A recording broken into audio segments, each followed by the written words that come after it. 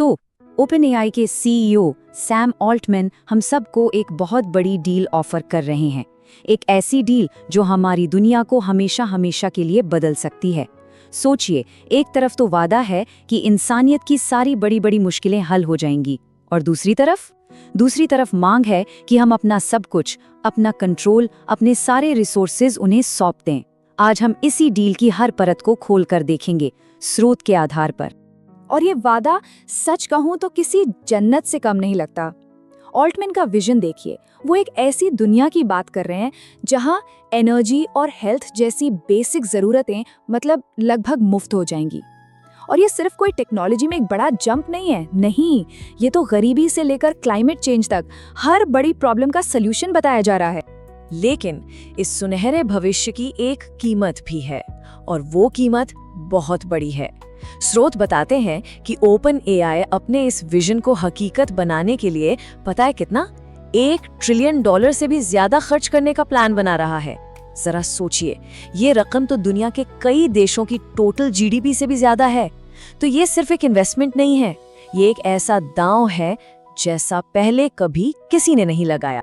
तो डील एकदम सीधी और साफ है। हमें अपने सारे रिसोर्सेज, हमारा डेटा, हमारी इकोनॉमी, यहाँ तक कि पानी और बिजली जैसे नेचुरल रिसोर्सेज भी, सब कुछ एक इंसान के हाथ में देना होगा। और बदले में हमें एक परफेक्ट दुनिया का वादा मिल रहा है। और यहीं पर इस पूरे विश्लेषण का सबसे बड़ा सवाल खड़ा होता है, क्या इस डील मेकर पर भरोसा किया जा सकता है? तो चलिए सबसे पहले इसी $1 ट्रिलियन वाले वादे को जरा और गहराई से समझते हैं। देखिए, ये सिर्फ पैसों की बात नहीं है, यहाँ दांव पर हमारी पूरी दुनिया का भविष्य लगा हुआ है। और ये समझना बहुत जरूरी है कि इस वादे के पीछे की असली कहानी आखिर है क्या। तो सवाल वही है, क्या हमें ये डील मान लेनी चाहिए? देखिए, इस सवाल का जवाब भविष्य के वादों में नहीं, बल्कि अतीत के सबूतों में मिलेगा। स्रोत के हिसाब से सैम ऑल्टमैन का ट्रैक रिकॉर्ड हमें बहुत कुछ बता सकता है।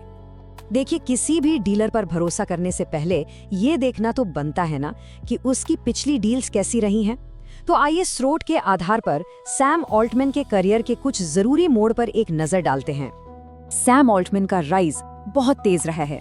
2005 में लूप्ड नाम के एक स्टार्टअप से उन्होंने शुरुआत की। फिर सिर्फ एक दशक के अंदर वो सिलिकॉन वैली के सबसे पावरफुल लोगों में से एक बन गए। और फिर 2015 में उन्होंने ओपनएआई की सह स्थापना की, जिसने उन्हें सीधे ग्लोबल स्टेज पर लाकर खड़ा कर दिया। और यहीं से एक पैटर्न दिखना शुरू हो जाता है। स्रोत के मुताबिक लूप्ड के यूजर्स की संख्या को लेकर ऑल्टमैन के जो दावे थे और जो असलियत थी, उसमें जमीन आसमान का फर्क था। मजे की बात यह है कि उन्होंने अपने दावों को साबित करने के लिए डेटा देने का वादा तो किया, लेकिन वो डेटा कभी सामने आया ही नहीं। और ये पैटर्न बार बार देखने को मिलता है। जब भी सबूत मांगे जाते हैं तो जवाब में सिर्फ एक ही बात सुनने को मिलती है, बस मुझ पर भरोसा करो।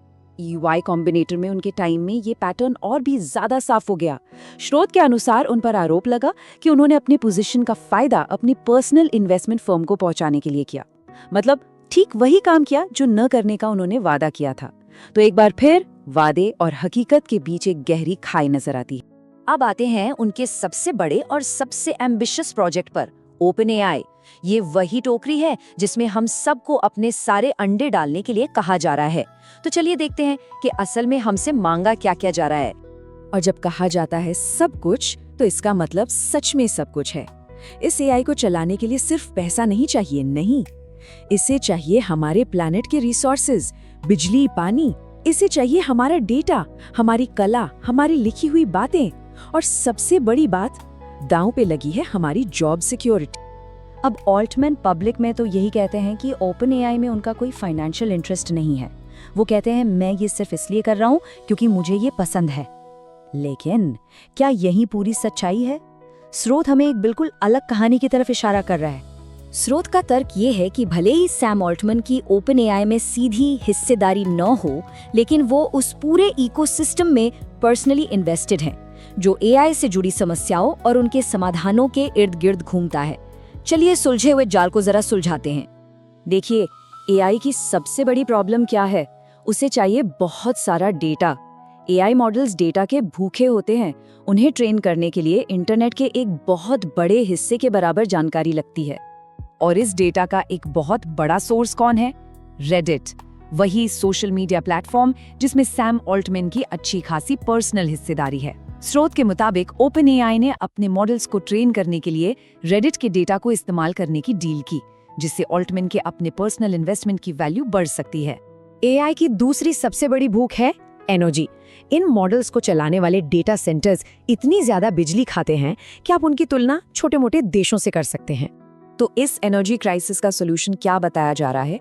Nuclear power. और यहाँ फिर से वही पैटर्न दिखता है।